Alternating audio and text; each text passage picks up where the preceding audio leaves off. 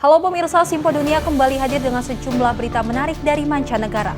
Bersama saya Sally Sregar, inilah Simpo Dunia selengkapnya.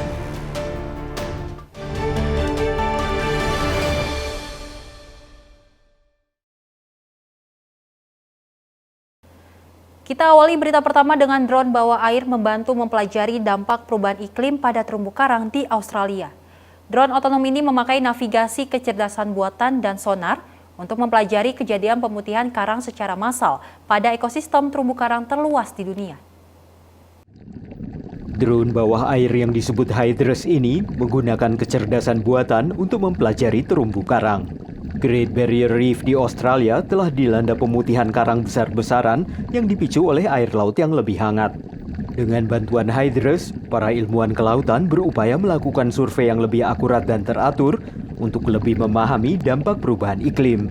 Pimpinan program ReefWorks di Institut Ilmu Kelautan Australia menjelaskan manfaatnya. Dive teams can only see so much and go so far, and that's where we've had to augment our survey methods to include the use of robotics, just to enable us to scale, to go deeper, to operate in areas where predators like crocodiles and bull sharks and jellyfish now routinely reside. Hydrus beroperasi secara otonom penuh dengan jangkauan lebih dari 8 km dalam waktu 3 jam. Drone ini bisa masuk hingga ke kedalaman 10.000 kaki dan merekam video dengan kamera 4K beresolusi tinggi. Drone ini memakai sonar ke arah depan dan navigasi kecerdasan buatan.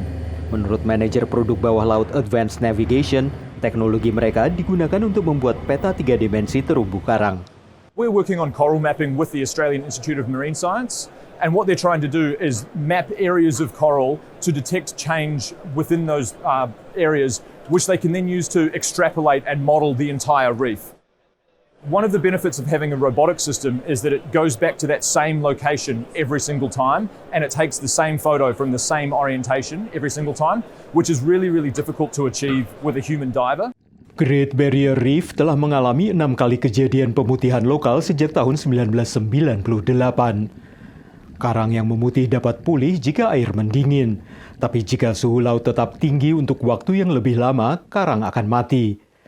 Para ahli oseanografi mengaitkan peristiwa pemutihan massal ini dengan perubahan iklim. Dari Arlington, Virginia, saya Helmi Yohanes dan tim VOA. Negara bagian Washington di Amerika Serikat tahun lalu mengeluarkan $815.000 atau sekitar 13 miliar untuk membersihkan grafiti di tempat publik. Grafiti ini sering berada di tempat yang sulit dijangkau regu pembersih, dan tetapi kini ada solusi baru yakni memanfaatkan drone dengan penyemprot cat. Di sepanjang jalan raya negara bagian Washington, ada pertempuran terus-menerus antara para pembuat grafiti dan kru transportasi yang bertugas membersihkan grafiti. Sometimes when I see graffiti and where they've gotten it, I wonder how they got there. I saw the wasted resources and the challenges of sending my employees up to, walk on very steep embankments, sometimes needing fall protection. Supervisor kru pemeliharaan Mike Goger yang punya latar belakang penerbangan mulai mencari solusi. There's got to be somebody out there probably making a drone that will spray paint. Aqualine Drones bersedia menerima tantangan itu. Perusahaan asal Connecticut ini mengkhususkan diri pada drone yang dipakai membersihkan jendela pencakar langit. Untuk membersihkan grafiti, Aqualine menciptakan prototipe drone dengan penyemprot cat penutup grafiti. Menurut pejabat transportasi, hanya perlu 2 orang untuk melakukan pekerjaan ini dibanding 6 pekerja yang dulu dibutuhkan membersihkan grafiti. This is a tethered drone. On the backside there, you can see a port that a standard paint sprayer hose will hook to. You can feed it as much hose as you wish. We have one person at the controls, and somebody's in charge of just monitoring the paints because the aircraft is up there flying. As this bucket becomes low or empty, we have a person assigned to swap it out so we can keep painting as long as we have battery life. Negara bagian Washington menghabiskan $815.000 untuk membersihkan sekitar 65.000 meter persegi grafiti tahun lalu, sehingga mendorong DPRD negara bagian itu menyetujui RUU yang mengalokasikan dana sebesar $1 juta untuk mengembangkan cara baru seperti ini. We'll never stop graffiti. It goes way, way, way back, thousands of years. But I think this bill will allow us at least to get in front of it, clean it up. Mengerahkan drone lebih cepat dan murah dan dapat mengecat permukaan yang luas. Tim drone Departemen Transportasi Washington ini akan mengajukan laporan tentang inisiatif ini pada akhir tahun. Menurut Mike, meski penghematan biaya merupakan bonus, pencapaian sesungguhnya adalah membuat pekerjaan para kru pembersih ini menjadi lebih aman. Dari Arlington, Virginia, saya Helmi Yohanes dan tim VOA. Pemirsa, polisi telah menangkap 1 WNI dalam kasus pembunuhan terhadap WNI lain di Philadelphia pada 4 Agustus lalu. KJRI New York telah bertemu pihak kepolisian dan terus memantau kasus ini. Sementara warga Indonesia yang jadi saksi mata kejadian mengaku trauma. Minggu 4 Agustus berita mengenai penikaman seorang perempuan berusia 55 tahun menjadi headline berita-berita di media Amerika Serikat. Belakangan diketahui korban adalah warga negara Indonesia. Dan dalam perkembangannya, kami memahami bahwa sang pelaku adalah rekan sekamar dari korban yang juga merupakan warga negara Indonesia. Saat ini pemirsa, saya berada di sekitaran lokasi tempat kejadian perkara, namun dengan alasan privasi dan permintaan dari para warga dan juga saksi setempat, kami tidak bisa memberikan detail lokasi di mana dan gedung sebelah mana tempat kejadian perkara tersebut terjadi. Namun kurang lebih beginilah suasananya. Ini adalah suasana di pinggiran kota Philadelphia, sebuah kota yang berada kurang lebih 90 menit berkendara dari The Big Apple, kota New York. Pada hari Jumat, kami juga menemui pihak Konsulat Jenderal Republik Indonesia yang berkunjung ke kantor kepolisian Philadelphia untuk memahami lebih lanjut tindak hukum yang akan dipidanakan kepada sang terdakwa. Pelaku sudah didakwa 72 jam setelah kejadian penusukan itu, dan saat ini sekarang sedang ditahan di penjara Philadelphia, sedang menunggu untuk proses preliminary hearing nanti tanggal 20 Agustus. Hak konsuleran yang akan diberikan seperti apa, Pak? Kita tadi sudah pastikan bahwa pelaku itu mendapatkan, meskipun dia pelaku statusnya, tapi tetap mendapatkan pendampingan pengacara Republic Defender Philadelphia. Jadi hak konsulernya berupa pendampingan dari kuasa hukum juga sudah ada. Dari perbincangan kami dengan pihak Konsulat Jenderal Republik Indonesia New York dan juga para saksi dan warga negara Indonesia yang mengenal korban dan juga sang terdakwa, diketahui mereka berdua berada di Philadelphia kurang lebih pada bulan Oktober tahun 2023. Dan mereka menyewa sebuah rumah 3 tingkat dan menempati kamar paling atas dan berbagi kamar tersebut. Diketahui dalam rumah tersebut juga ikut tinggal sejumlah warga negara Indonesia lain yang kami juga ikut berbincang pada tadi dan menjadi saksi mata kasus pembunuhan nahas ini. Baru kali ini saya istilahnya udah lama di Amerika, baru ngelihat kejadian begini gitu loh. Makanya saya antara takut, trauma, terus stres. Jadi mau kerja, mau apa, kayak males gitu. Nggak bisa, kayaknya nggak ada daya, nggak ada apa-apa gitu. Sang pelaku resmi menyerang status terdakwa setelah 72 jam ditahan oleh pihak kepolisian dan akan melangsungkan proses peradilan preliminary sessions pada tanggal 20 Agustus mendatang. Diketahui korban dan pelaku tinggal di sini sendiri tanpa ada keluarga yang berada di Amerika Serikat. Korban sendiri direncanakan akan melalui sebuah misa yang diadakan oleh komunitas Indonesia setempat pada Jumat 16 Agustus 2024 mendatang. Dari Philadelphia, Pennsylvania, Randy Wicaksana dan Rifan Dwi Astono, VOA. Polusi dan perburuan memukul populasi banyak satwa liar, termasuk burung pavin Atlantik yang ditemui di pantai timur laut Amerika dan sejumlah negara Eropa. Perubahan iklim juga menekan populasi burung laut ini meski upaya konservasi telah memulihkan populasi liar di Amerika Serikat.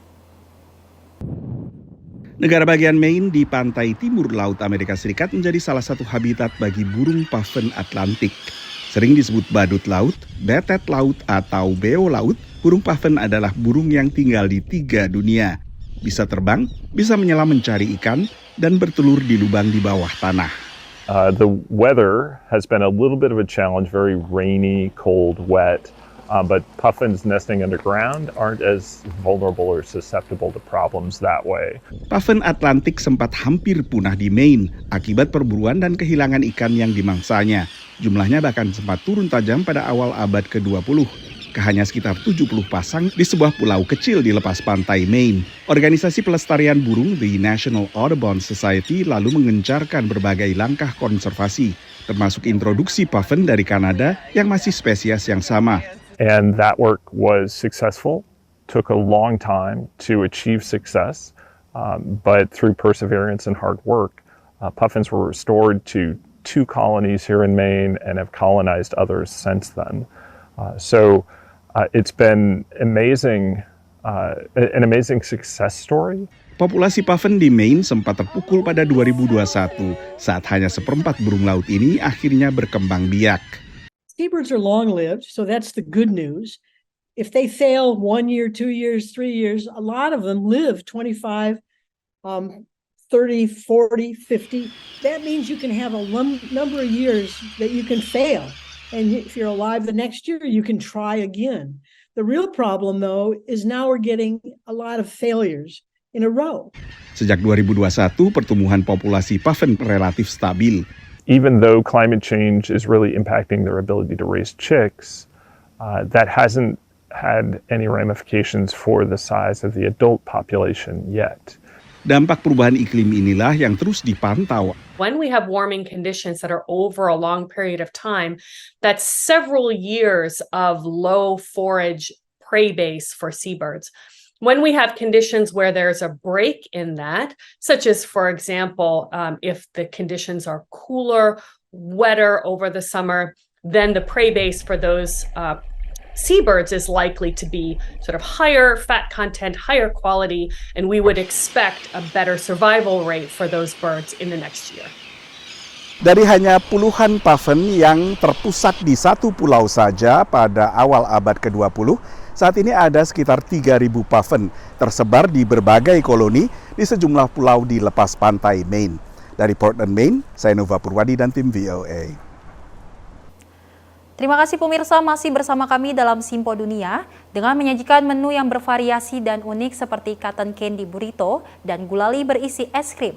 Nama Creamberry pun menjadi viral. Toko es krim milik diaspora Indonesia di Las Vegas mampu bertahan melalui pandemi dan terus berkembang menarik pelanggan baru. It's like an explosion of flavors right here. It's wonderful. 10 out of 10, recommend, will come again. Seperti ledakan rasa.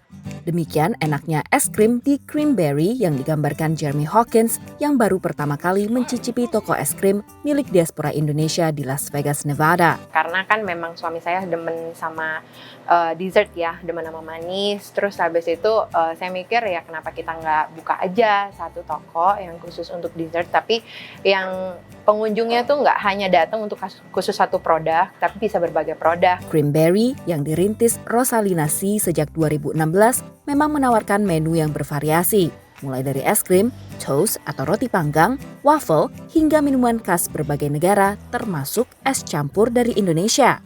Bermacam menu yang ditawarkan menjadi keunggulan Creamberry dan menjadi alasan Kimberly Oralau untuk datang ke sini setiap minggu. Definitely the variety is kind of really crazy. With their menu, like I don't think I've really seen like a variety like this, and I've never heard of like a cotton candy burrito.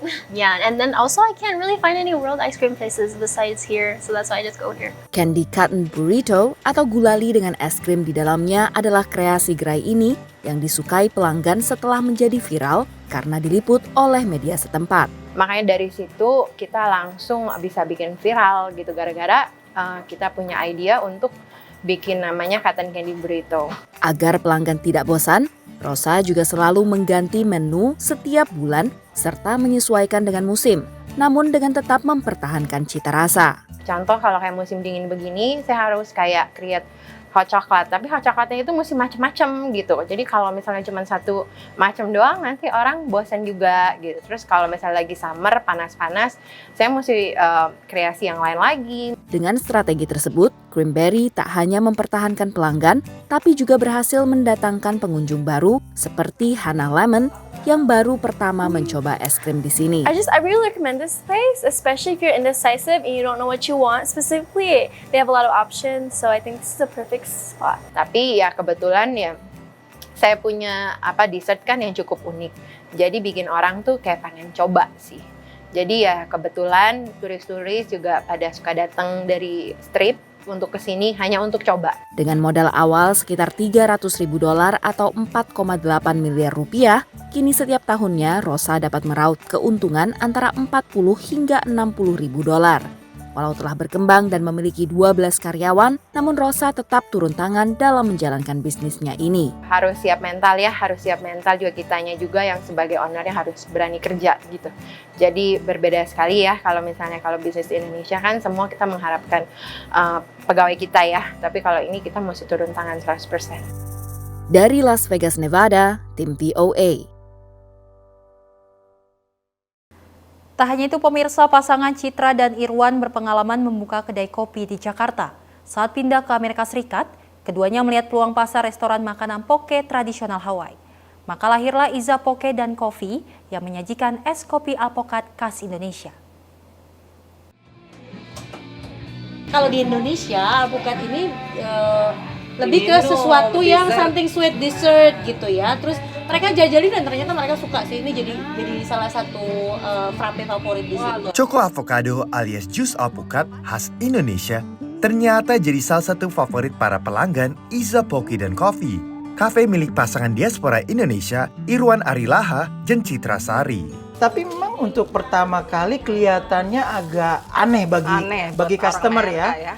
Tapi once mereka coba, karena itu kan kita campur dengan espresso. Pernah memiliki bisnis kafe di Jakarta selama 8 tahun, keduanya merintis Iza Poke dan Coffee sejak Mei 2023 di Salisbury, kota kecil berpenduduk sekitar 30.000 jiwa di negara bagian Maryland.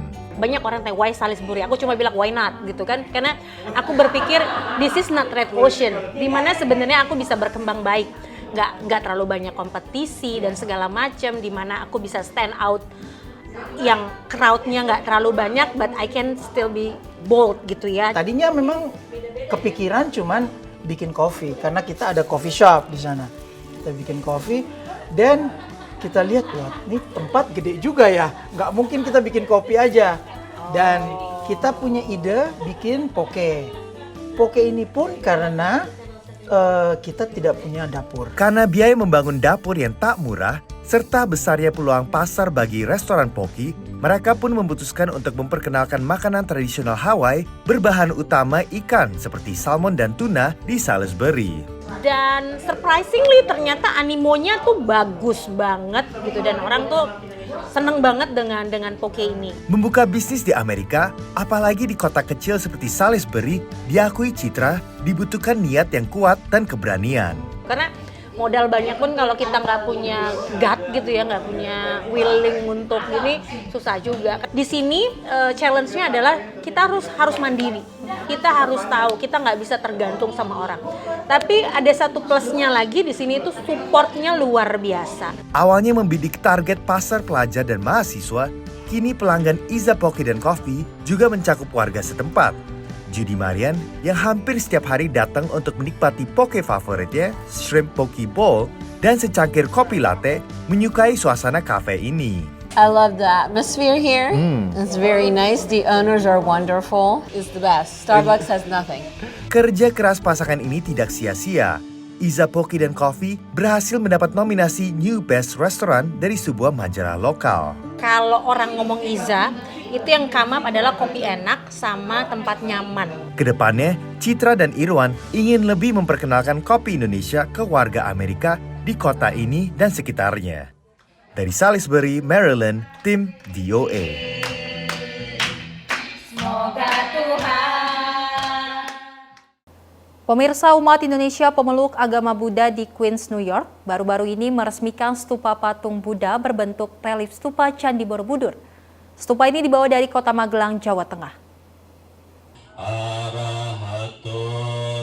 Komunitas Buddha Indonesia di kota New York baru-baru ini meresmikan pendirian stupa patung Buddha yang dibangun di area taman belakang Wihara Parivara Dhamma Achala di Queens, New York.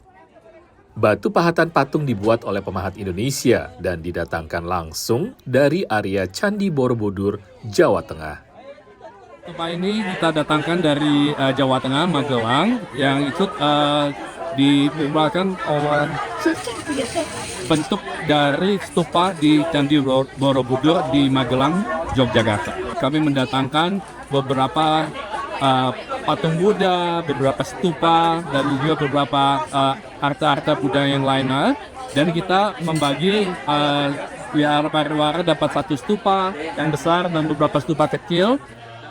Peresmian dilakukan oleh Konsul Jenderal Republik Indonesia New York, Winanto Adi, dan pemimpin umat Buddha dari Yogyakarta.